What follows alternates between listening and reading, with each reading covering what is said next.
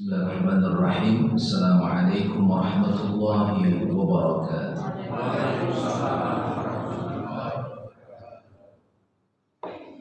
Alhamdulillahi rabbil alamin. Alhamdulillahilladzi ahyana ba'dama amatana wa ilayhi nusyur. Alhamdulillahilladzi bi ni'matihi tatimmu shalihat. أشهد أن لا إله إلا الله وحده لا شريك له وأشهد أن محمدا عبده ورسوله صلى الله عليه وسلم لا نبي بعده رب اشرح لي صدري ويسر لي أمري واحلل عقدة من لساني يفقهوا قولي اللهم إنا نسألك علما نافعا ورزقا طيبا وعملا متقبلا.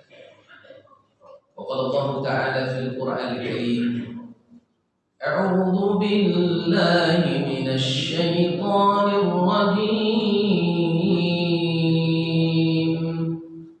من عمل صالحا من ذكر وأنثى فلنحيينه حياة طيبة ولنجزينهم بأحسن ما كانوا يعملون. Surah Al-Azim, Surah An-Nahl ayat yang ke-97. Bapak Ibu kaum muslimin wal muslimat sedang jamaah salat subuh yang dimuliakan Allah Subhanahu wa taala. Kembali kita dipertemukan Allah dalam subuh yang berbahagia ini. Salawat dan salam kepada Rasulullah sallallahu alaihi wasallam. Allahumma salli ala sayyidina Muhammad wa ala ali Muhammad. Assalamu alayka ya Rasulullah. Kita masih bicara tentang kejiwaan. Pada pertemuan sebelumnya kita sudah menjelaskan bahwa diutusnya Rasulullah SAW itu adalah tujuan diantaranya uyuzaki, yakni membersihkan hati-hati manusia minasyirki wal akhlaqis sayyi'ah, dari segala bentuk kemusyrikan dan dari segala akhlak yang tercela. Kalau kita datang kepada dokter lalu kita bertanya tentang sakit kita, dokter langsung bisa memutuskan sakit bapak ini atau itu, atau dia bertanya dulu kepada bapak. Bertanya, ada orang kesehatan di sini. Tanya dulu. Cara bertanya itu namanya apa istilahnya? Mendiagnosa. Apa namanya Pak? Anamnesa. Itu yang tepat. Saya enggak orang kesehatan, salah sebut saya ikut aja lah kepada beliau. Anamnesa. Ya. Tapi mendeteksi penyakit itu namanya diagnosa. Tekannya perut bapak ibu, bisa perut. Oh ini kayaknya emah ini. Ya kan? Nah gitu. Itu diagnosa. Lo bagaimana mendiagnosa jiwa kita ini? Ada nggak yang jadi ukuran dan standar untuk menentukan jiwa kita ini sedang sehat, sakit, bersemangat atau tidak? Mesti ada tolak ukurnya Bapak Ibu. Yang dimuliakan Allah SWT. Karena kita ingin menjadikan kualitas jiwa kita ini kualitas yang baik, maka ditentukan juga diagnosanya. Lalu timbul pertanyaan, kalau begitu apa ciri-ciri atau tanda-tanda orang itu jiwanya sedang bersih, jiwanya sedang suci? Apa yang menjadikan penentu untuk mengukur itu? Maka ada beberapa jawaban yang bisa kita sajikan dalam kesempatan yang berbahagia. Yang pertama Bapak Ibu, orang yang jiwanya bersih itu, suci itu, dia akan bersemangat melakukan amal soleh. Itu tanda jiwanya lagi bersih. Bersemangat melakukan amal soleh. Apa yang menjadi motivasi bagi dia untuk mengejar kebaikan itu? Adalah motivasi keridhaan dari Allah, bukan motivasi mengharapkan pujian manusia. Karena kalau mengharapkan pujian manusia itu sekarang kita mudah kecewa. Apa yang kita harapkan belum tentu sesuai harapan. Nah, ketika harapan kita tidak sama dengan apa yang kita inginkan pada seseorang itu, kita kecewa nggak? Kecewa. Karena tujuannya adalah makhluk, tujuannya adalah manusia, maka dia mudah kecewa. Tapi kalau tujuan kita Allah, kita kecewa nggak dengan Allah? Pernah nggak ibu kecewa dengan Allah? Benar. Ya Allah, kok saya betul yang dipuji, kok sebulan nggak pernah dipuji sih ya Allah gitu. Pernah ada kalimat itu? Nggak ada. Alhamdulillah. Orang santai maksudnya. Nggak ada ya. Karena kadang-kadang ada ujian kita hidup ini kan macam-macam, perjalanan kita. Gitu. Saya makanya senang kalau ada orang-orang hebat, sukses, kemudian berhasil gitu. Suka bertanya-tanya gitu. Apa pengalaman yang terpahit perjalanan hidup saya, hidup bunda, hidup bapak ibu? Saya tanya gitu. Oh, dicerita A sampai Z. Oh, gitu. Artinya apa? Itu menunjukkan bahwa siklus kehidupan itu juga akan diuji sama Allah. Tetapi yang terpenting dari semua itu adalah tidak menyalahkan Allah, tidak kemudian berputus asa. Itu yang terpenting. Nah, ibu bapak yang muliakan Allah SWT. Jadi ketika kita mampu membawa diri kita ini kepada kekuatan untuk bersemangat dalam amal soleh, itu tanda jiwa yang bersih. Kadang-kadang kita diuji di sini, Bapak Ibu. Ada kalanya kita semangat, ada kalanya malas. Ini subuhan kita datang ini jamaah permanen ya, bukan jamaah subuh kan? Ini jamaah permanen atau jamaah subuh? Jamaah subuh Ramadan atau subuh di luar Ramadan? Sebab ada orang ini semangatnya instan. Kalau Ramadan dia semangat, itu semangat instan namanya. Kalau di Ramadan tak nampak lagi. Biasanya dia bapak tuh mohon maaf dia duduk di sini gitu ya. Subuh setelah Ramadan masih ada nggak beliau di sini? Ada. Itu namanya semangatnya tidak karena Ramadan saja. Ini ada bapak di sana. Sekarang saya tanya, Pak, iya. Dulu waktu puasa kemarin nih, bapak saya Masya Allah ya, ahli masjid rajin ke masjid. Sekarang gue nggak nampak lagi ya, Pak. Sakit enggak serius. Lu kenapa Bapak nggak tiba-tiba lagi? Dulu subuhnya ada, tarawih ada, waktu malam siang ada. Sekarang gue nggak nampak lagi, Pak. Ustaz, aku ini jadi alumni ya, Ustaz. Alumni apa sih? Alumni Ramadan. Ada pula istilah alumni Ramadan. Jadi kapan Bapak reuni? Tunggu puasa celek. Itu reuni namanya. Ya Pak. Pakai istilah alumni Pak. Maka tidak ada tanda-tanda lain. Dia sobok tahun cek lain oleh. Ya, ini masalah ini. Nah, motivasi kita melakukan amal soleh itu, kenapa kita bersemangat? Karena adanya informasi yang hebat dari Allah. Kalau Allah memberikan hidangan informasi tentang kenikmatannya, tentang balasan yang terbaik, tentang jazanya yang sempurna nanti di akhirat, itu membuat kita bersemangat. Karena semua informasi itu sama seperti reward bagi kita. Tapi bisa dilihat oleh iman, hati yang bersih. Kalaupun Allah dan Rasulnya sudah menyampaikan reward yang hebat, informasi yang dahsyat tentang kebaikan amal ini, akan kami balasi ini, kamu berbuat ini, akan kami siapkan pahala segini. Tapi bagi orang yang jiwanya gak bersih, gak benar.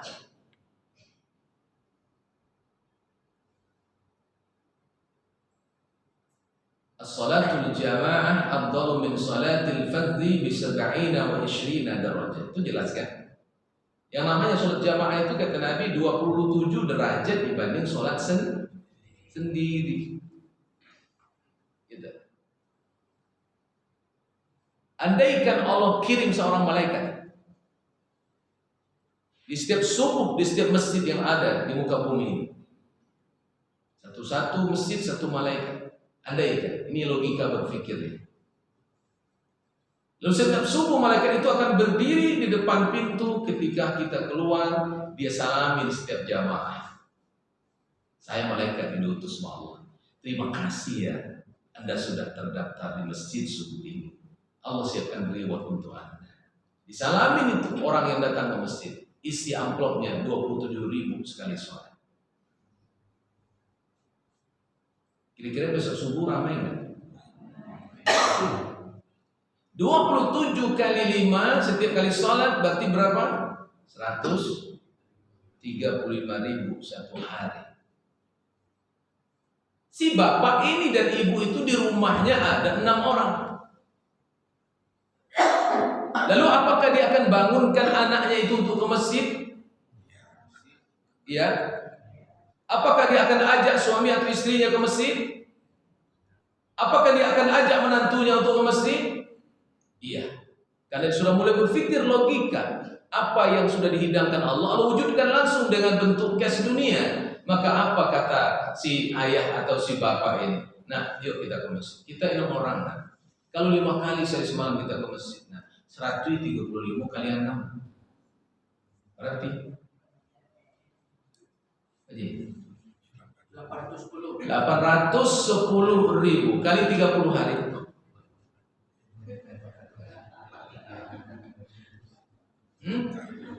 Sekitar 20 juta.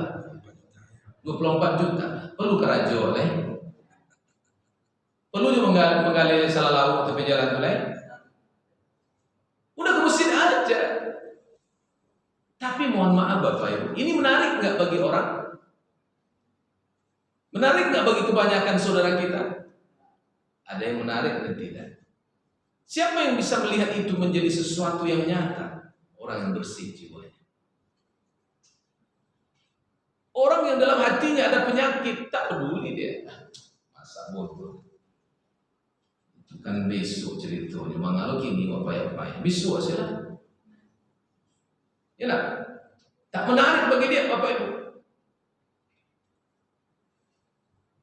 Maka orang yang beriman itu kata Allah, Tabarakalladzi biyadihil mulku wa huwa ala kulli syai'in qadir. Alladzi khalaqal mauta wal hayata liyabluwakum ayyukum ahsanu amala. Hidup yang dibentangkan Allah untuk menguji kita. Siapa kita ini? Ayyukum ahsanu amala. Ayyukum akhlasu amala kata ulama. Ahsan itu dimaknakan akhlasu amala. Siapakah mereka orang yang terikhlas, yang kemudian mengharapkan ridha Allah dalam melakukan amal itu? Motivasinya adalah Allah. Kita tahu bagaimana Sauban itu rumahnya sangat jauh dari masjid Nabi Sallallahu Alaihi Wasallam. Tapi Saubanlah orang yang pertama datang subuh setiap kali subuh di masjid Nabi. Dan kemudian dia berada yang paling sebelah kanan di samping Rasulullah Sallallahu Alaihi Wasallam. Suatu kali Bapak Ibu yang muliakan Allah, Sauban ini nggak kelihatan di masjid subuh berjamaah bersama Rasul. Saking hebatnya Sauban dimuliakan Rasulullah, itu Rasul sampai menunda sholat subuhnya demi menunggu Sauban. Mungkin Sauban terlambat hari ini. Biasanya kan dia cepat datang. Kita tunggu ya. Gitu. Ditunggu sama Nabi Bapak Ibu. Ditunggu nggak nampak-nampak Sauban. Ada apa dengan Sauban? Udahlah kita sholat aja. Mungkin Sauban nggak datang hari ini. Selesai sholat Nabi tanya sahabatnya, tahukah kalian informasi tentang Sauban? Kami nggak tahu ya Rasulullah. Ya kalau nggak tahu nggak apa-apa. Yuk subuh ini selesai subuh kita ke rumahnya. Itu hebatnya jamaah di masjid begitu. Ya, dia tahu Rasulullah tahu siapa sahabatnya yang begini keadaannya begitu dia tahu. Maka dia suruh datang. Rumahnya sangat jauh dari rumah Rasul dari masjid Nabi. Sampai sahabat datang ke rumah Sauban. Assalamualaikum. Waalaikumsalam. Dalam seorang wanita, istrinya. Mana Sauban? Sauban kok gak subuhan ke masjid hari ini? Apa Sauban sakit ya? Kata Rasul. Itu istilah kita berikan pemahaman dulu. Kata istrinya, ya Rasulullah, sauban qad mata. Baru saja malam tadi ya Rasulullah, sauban meninggal dunia. Tapi aku mendengar kalimatnya ketika sakaratul maut itu ada kalimat begini. Aduh, kalau kita terjebak. Aduh, kok seperti mengeluh dia Rasul. Nabi senyum, Nabi tahu tuh. Ternyata ada beberapa yang dikatakan sauban. Aduh, apa makna yang pertama? Aduh, ya Allah, andaikan jarak rumahku jauh, lebih jauh dari rumah ini, lebih jauh lagi dari rumah ini, tentu pahalaku lebih banyak lagi aku terima. Aduh, aku nyesal ya Allah, kenapa rumahku masih kurang jauh sih dari masjid? Gitu. Awak rumah apa? Hah? Aduh, agak apa namanya, 1 kilo perjalanan. Mau pulang lagi dah. Kalau sekilo tiba bisa cicil ya. Nah, gue cicil. Ini kalau tipu warga aku, lepas masa dia. Anu ya, tidak muat. Ya, masih banyak warga apa coba? Bukan warganya yang kurang, imannya yang kurang. Ibu melakukan Allah. Aduh, kata sobat. Yang kedua, aduh, rupanya sobat itu kalau dingin dia bawa jaket berlapis. Itu lapisan 2. Pertama, dia ketemu seorang orang susah depan pintu masjid. Dia kedinginan. Lalu diberikan jaketnya yang kurang bagus. Bagus sih, tapi bukan itu yang terbagus. Diberikan kepada orang miskin. Apa kata sobat? Aduh, andaikan tadi aku berikan yang terbaik dari apa yang aku punya, tentu pahalaku lebih dahsyat dari itu. Gitu. Allah tampilkan cuplikan kebaikan di depan matanya sakaratul maut. Sehingga dia nyesal gitu. Maka kalimat itu yang keluar. Itu kata Rasulullah SAW. Itulah kali terakhir Sauban tidak ke masjid, karena di malam itu dia diwafatkan oleh Allah Subhanahu wa taala. Beda dengan Sauban sekarang. Itulah pertama kali dia ke masjid ketika mati. Ya, Pak. Sauban dulu tidak ke masjid, dia lama meninggal. Sauban kini ke masjid, dia lama. Bukan pula imam di depan dia, imam di belakang dia. Ini paling di depan lah, kain putih. Mati baru masjid. Yuk, na'udzubillah wa ya. Dubillah. Maka motivasi kebaikan amal soleh itu adalah kecintaan wujud kita kepada Allah. Orang yang bersih hatinya, maka dia cinta untuk memberikan yang terbaik kepada Allah. Sebagaimana yang kita sampaikan malam sebelumnya, ketika Habil dia cinta kepada Allah, diberikan yang terbaik. Tapi karena Qabil menolak apa yang diperintahkan Allah, diberikan yang tidak terbaik, sehingga Allah menerima hanya korbannya Habil dan Allah menolak korbannya Qabil. Maka getaran jiwa itu akan menentukan bagaimana kita melakukan sebuah amal itu, sejauh mana keikhlasan itu muncul di hati kita. Makanya kabar gembira itu Nabi sampaikan juga kepada kita. Apa yang menyebabkan motivasi kita mau ke masjid ini, Bapak Ibu? Nabi mengatakan, "Man wada ilal masjid la yuridu illa an yata'allama khairan aw yu'allimahu kana lahu ka'ajri hajjin tamman hajjatuhu." Kata Nabi SAW, barang siapa yang kemudian berjalan ke masjid, la yuridu illa an yata'allama, tidak ada yang diinginkan jalan ke masjid itu, kata Nabi SAW, kecuali dia ingin mengajarkan satu kebaikan, atau au yata'allam au yu'allimahu, atau yang pertama belajar, yang kedua mengajar. Ya. Itu motivasinya. Duduk di masjid beribadah, kemudian ada transaksi ilmu, ada kemudian majelis ta'lim, itu yang diinginkan. Apa kata Nabi sallallahu alaihi wasallam? Kana lahu ka'ajri hajjin tamman hajjatuhu. Orang seperti ini, kata Nabi, akan diberikan pahala sama seperti pahala haji, sempurna haji. Ya. Itu menunjukkan apa? Ke masjid ini pahalanya besar atau sedikit? Besar, besar.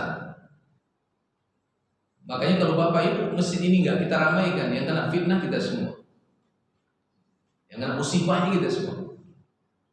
Kalau rumahku kata Allah enggak kalian ramaikan, maka untuk musibah. Selagi manusia kaum muslimin ramai ke masjid dan beribadah, itu bertanda Allah masih jauhkan, dan mudah-mudahan Allah angkat musibah itu dari kita. Makanya orang-orang Yahudi itu mengatakan, kita baru takut kepada umat Islam ketika sholat Jumatnya sama, sholat subuhnya sama seperti sholat Jumatnya. Gitu. Sholat subuhnya sama seperti sholat Jumatnya. Ini udah sama atau belum? Berarti masih. Makanya kita masih belum bisa jadi pemenang. Ya. Apa maknanya itu? Ketika kualitas imannya kaum muslimin itu sudah mengakar pada dirinya. Dan kenapa subuh yang menjadi patokan? Karena subuh itu sholat yang paling berat. Subuh itu sholat paling berat. Makanya kata Nabi SAW, man shallal isya fi jama'atin faka'annama qama nisfal layl, wa man shallal subha fi jama'atin faka'annama qama al-layla kullahu. Orang yang sholat subuh, orang yang sholat isya berjamaah sama seperti sholat separuh malam. Orang yang sholat subuh berjamaah sama seperti sholat semalam suntuk. Kalau tagak dari awal malam sampai akhir malam untuk sholat aja, tidak duduk, tidak tidur-tidur. Oleh kalau, ngaku sudah capek, jangan talok dulu.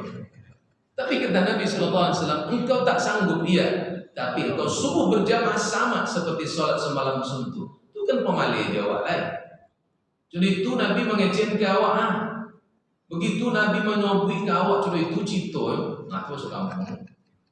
Ada orang cuci itu? Ada orang cuci. Ya kan? Dan seperti itu Nabi mengatakan, menariknya bagi kita. Tapi bagi orang yang tidak imannya, hatinya tidak bersih, tetap juga tak menarik bagi mereka. Tapi bagi kita, orang-orang yang jiwanya insya Allah dibersihkan Allah Subhanahu Wa Taala, itu menjadi bagian yang membuat kita bersemangat untuk mengejarnya. Maka kata Nabi SAW, laisa sholat asqalu ala munafiq. Tidak sholat yang paling berat bagi orang munafik kecuali sholat isya dan sholat fajar, kata Nabi SAW. Di ujung hadis Nabi mengatakan, lau ya'lam ma fihima la atauhuma habwan. Andaikan mereka paham tuh orang munafik, kata Nabi, tentang fadilah dan keutamaan sholat subuh dan sholat isya berjamaah itu, atau sholat isya dan sholat subuh berjamaah itu, kata Nabi, mereka tak bisa berjalan, cuma kaki bisa merangkak tergopoh-gopoh, mereka akan datang ke masjid itu. Yang penting mereka tak mau sholat di rumah demi mengejar keutamaan sholat subuh berjamaah itu. Walaupun mereka tak punya kaki yang sempurna, juga tibu itu. Kiri kaki cukup, matunya lang, telingo mendangat, tapi pakak, tapi butuh, tapi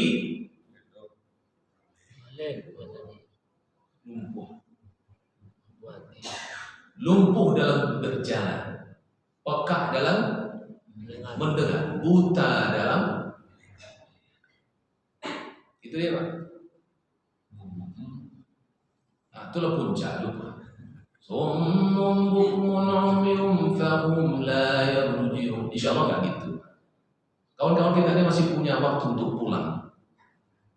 Masih punya waktu untuk berpikir. Karena ujung ayat itu ada dua. Ada yang la yarji'un, ada la yaqilun. Mereka enggak punya akal. Ada yang mengatakan enggak bisa pulang. Ya Ibu, bergumul insyaallah. Ya.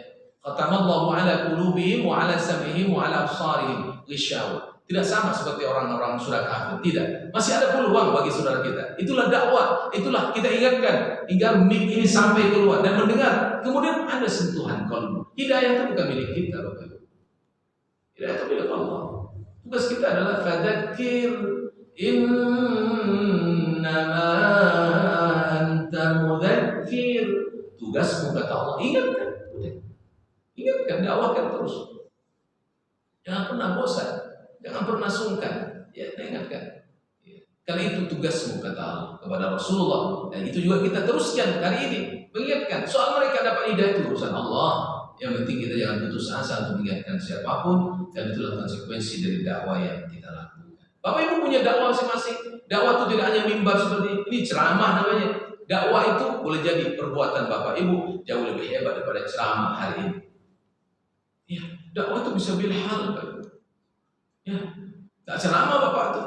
Dia juga nggak bisa ceramah di mimbar, tapi perbuatannya Masya Allah. Ada tetangganya sudah mau broken, mau cerai-berai rumah tangganya. Tapi kita tengok ada bapak di samping rumah sama ibu tuh, kok udah tua mesra banget ya, pakai banget, mesra sekali gitu. Kok santun lembut si bapak sama istrinya. Kalau pergi keluar jalannya dua-dua pegang tangan. Apalah kata si istrinya, Pak, tidak malu kok. Awak masih muda mau dikocari bacaan itu, tengok dapat. Lagay mau baca tangan yang keluar, sayang yang ke bini. Udah, bini lah rancak, mau diikut aja saya udah. Aku kata udah, iya jadi malu udah. Dia baca tangan bini, tak jadi lah bacarai. Hah? Dia pun tak jadi bacarai? Malu. Aduh, orang tua sampai yang tu jadi tauladan dan menjadi sumber dakwahnya untuk dia berubah. Oh, itu lebih hebat daripada mimbar seperti ini. Itu dakwah itu dahsyat itu. Makanya mana-mana ada dakwah. Ibu dagang ada dakwah, apapun pekerjaan ada dakwah. Ya, jangan terpatok. Ini salah satu model dakwahnya, yakni dakwah bil lisan, namanya tabligh, menyampaikan ceramah seperti ini. Ya, Bayu. Ibu punya peran yang terbaik. Maka oleh karena itu, kenapa ini kita sampaikan? Agar kemudian kita menjadi satu bagian menuju sebuah, kalau istilah orang kemarin, sebuah perubahan. Ya, perubahan pada diri kita, perubahan pada keluarga kita, perubahan pada masyarakat kita, agar kemudian bersemangat untuk mengejar Allah dalam kebaikan dan pahala yang ditawarkan oleh Allah dan Rasul-Nya. Yang kedua, apa kata Nabi? Kalau kita, contoh gini, Bapak Ibu berwudu itu mau sungguh-sungguh wudunya atau tidak? Sehingga Nabi mengatakan, man tawadda'a fa ahsana al-wudu'a kharajat khatayahu min jasadihi hatta takhruja min tahti asfari. Kalau Bapak Ibu yang muliakan Allah berwudu, kata Nabi, fa ahsana al-wudu', perbaikilah wudumu. Karena wudu yang terbaik itu adalah bagian dari sholat yang terbaik. Kalau wudu tidak baik dan tidak benar, maka sholatnya tidak benar. Itu bukan perkara mudah, Bapak Ibu. Wudu dengan cara yang sabar itu nggak mudah. Sebab hari ini banyak orang wudunya nggak sabar loh, Bapak Ibu. Saya sering tengok orang wudu kalau sudah pakai keran tidak. Ya kan? Tiba di kaki dia wudu. Dia basuh kaki, basuh itu dipakai tangan. Nih, Mas. Nah, kalau dikusuk-kusuk lah, kusuk. Masih ada nak uduk itu? Sini tak ada. Sini tak ada kan? Ya. Kenapa bahasa sunnahnya itu harus nyelang-nyelangi jari? Kenapa harus sampai dibasuh 3 kali? Itu wajibnya cuma sekali, Bapak Ibu. Cuma 3 kali itu kan sunnah untuk memastikan betul-betul bahwa terbasuh semuanya. Ya Bapak Ibu. Kalau apalagi ibu kondangan ya Allah. Ibu sayang bedaknya atau sayang wudunya? Kalau setengah jam di sana, ibu batal wudu. Banyak berwudu, ya Allah. Udah bawa takut badak tetangga. Dan ibu situ lah. Ya kan? Gimana tuh wudu akan baik? Sementara Rasul tuh marah kan? Sebesar uang logam tumit sahabat tuh tidak kena air wudu karena dicepat-cepat membasuhnya. Itu Nabi marah. Wailul lil aqabi minan nar, katanya. 3 kali dengan suara yang lantang Nabi menyebut. Celaka bagi tumit yang tidak kena air wudu. Ya. Kata Nabi, ulang lagi wudumu enggak sah. Karena apabila wudumu enggak sah, nanti sholatmu enggak sah. Maka saya ingatkan Bapak Ibu, mohon maaf, ya. Tolong anak gadis kita dicek di rumah. Hari ini kan sudah, Bapak Ibu ya Ibu. Hari ini yang di salon tuh rambut aja atau kuku pakai salon juga? Bu, dia pura-pura dulu lah. Gimana tahu? Apa nama tuh?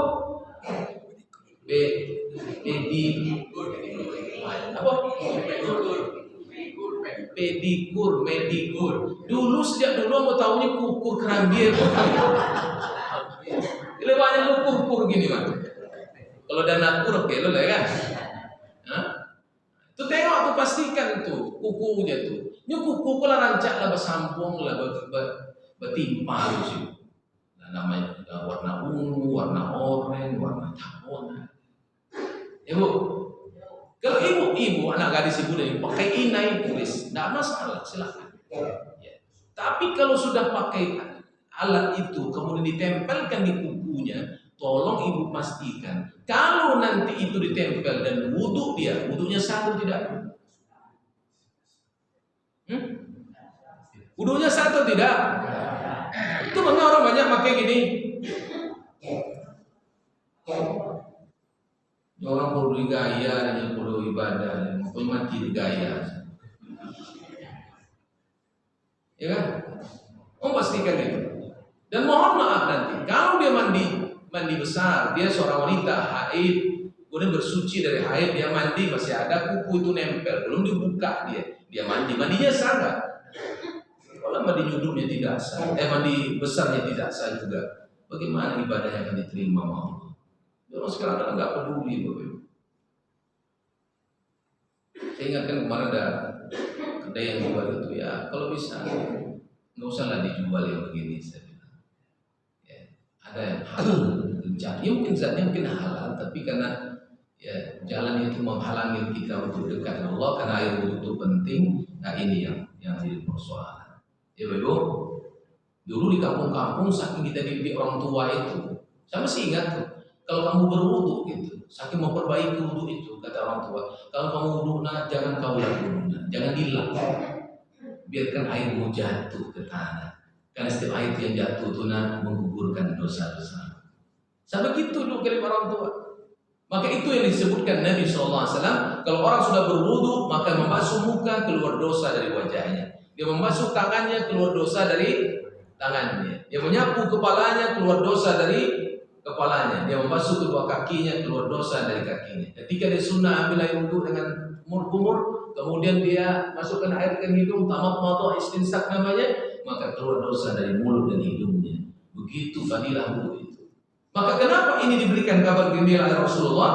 Karena sesungguhnya orang yang apabila dia bersih hatinya, dia akan memperbaiki amalannya. Dan kalau sholat tadi kaitannya wudhu, maka dia akan perbaiki wudhunya. Saya karena Imam Ar-Rahman pernah lihat anak muda wudhu di belakang saya antri di belakang beliau.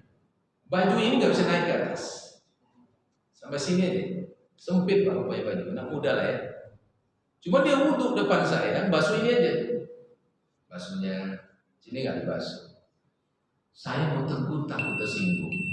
Kalau nggak ditegur, ini maksiat ini Pak, dosa ini. Kenapa? Wudhunya nggak sah, sholat nggak sah. Ya, nggak ada uzur apapun, dia sehatnya. Lain kalau ada uzur dia luka, itu beda, itu ada rukhsah namanya. Ini nggak ada masalah. Maka saya bilang juga akhirnya karena dengan berhati, karena saya ingatkan saya bilang, Assalamualaikum Pak. Iya Pak, dia tahu saya mungkin. Mohon maaf Pak, tadi wudhu Bapak nggak sah. Kenapa Pak? Itu bajunya cuma naik ke sini. Tolong ditarik ke atas Pak supaya bisa terbuka. Karena dia malu, mungkin tariknya. Bunyi baju. Dalam hati saya berbunyi, ada pada tangan berbunyi di neraka. Ya kan? Gitu. Bapak Ibu yang dimuliakan Allah Subhanahu wa Ta'ala. Maka oleh karena itu mari kita perbaiki. Orang yang bersih hatinya, apa ciri yang pertamanya? Bapak Ibu yang dimuliakan Allah, dia beribadah sebaik-baik mungkin karena dia sedang menghadap kepada sang pemiliknya. Ayo,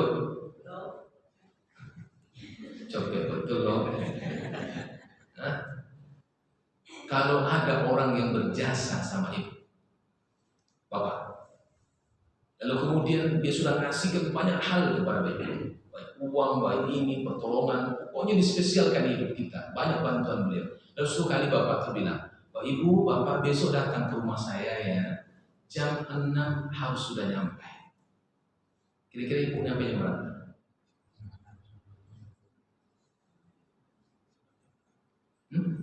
Lewat jam 6 atau sebelum jam 6? Kenapa? Orang kau telah elok jawab.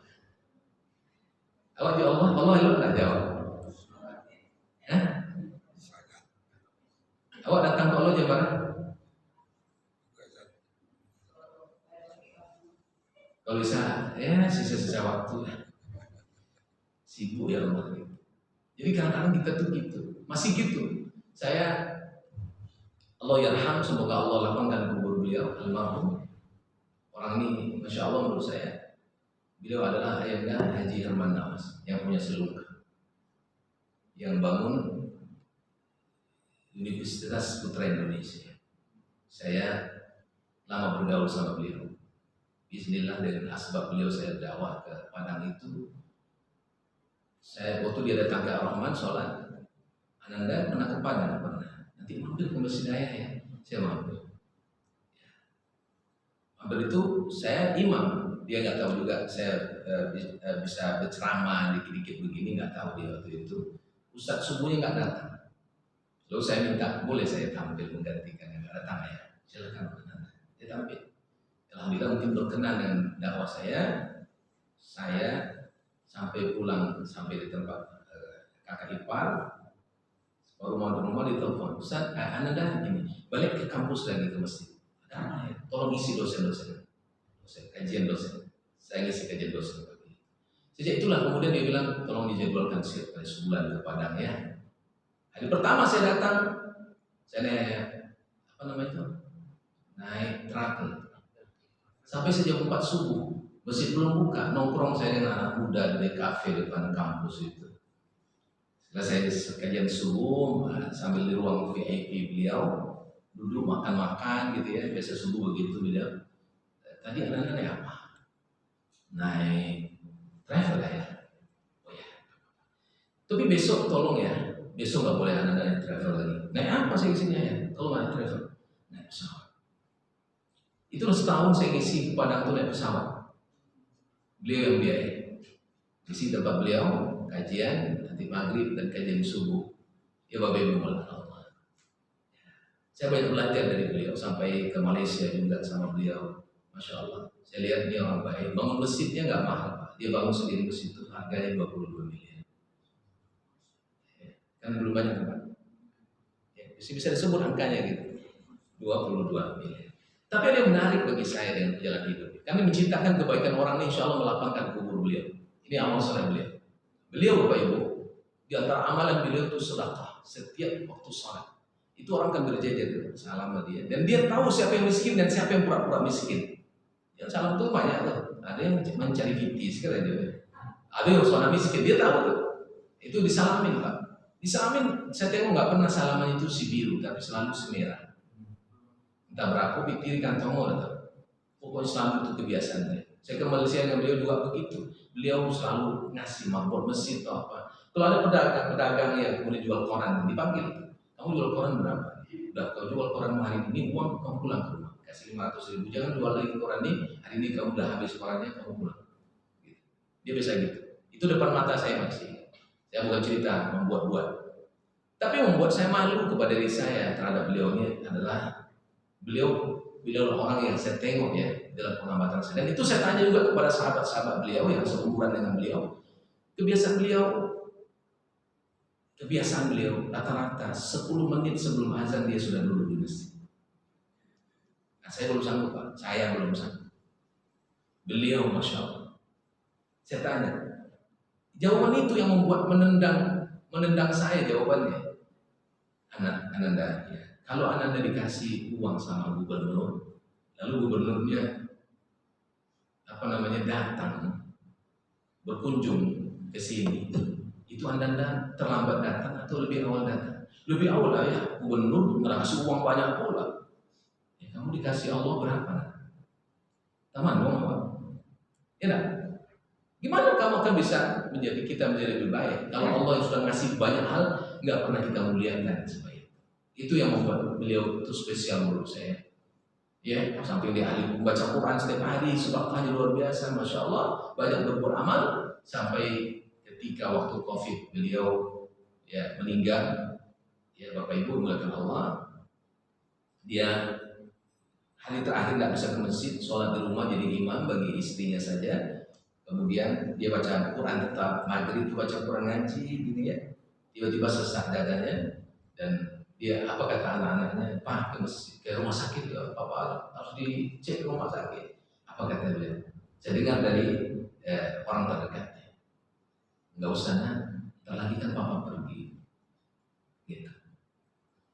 Dibawa juga ke rumah sakit dalam mobil pribadinya, pas di depan teras rumahnya, digendong oleh dokter pribadinya, ada anak, ada istri kiri kanan, beliau di situ membuskan nafas terakhir. Di pangkuan seorang dokter pribadinya, itu masih muda, ahli ibadah juga, dokter anak muda yang tahan.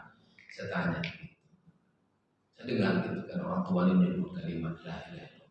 Saya tanya dokternya, afwan, mohon maaf sahabatku, antum kan yang melepas ayahnya. Betul beliau menyebut kalimat la ilaha illallah. Saya ingin tahu, saya nggak tahu, saya bilang. Saya menyaksikan Ustaz, beliau kalimat terakhirnya la ilaha. Benar ini, saya bersaksi kepada Allah. Kalau itu benar dan Anda bersaksi kepada Allah, saya bilang beliau dalam surga. Kok gitu Ustaz? Man kana akhiru kalami la ilaha illallah dakhala al-jannah. Orang yang di akhir hidupnya membaca kalimat la ilaha illallah, dia masuk surga. Awak apa dengan suami seperti itu?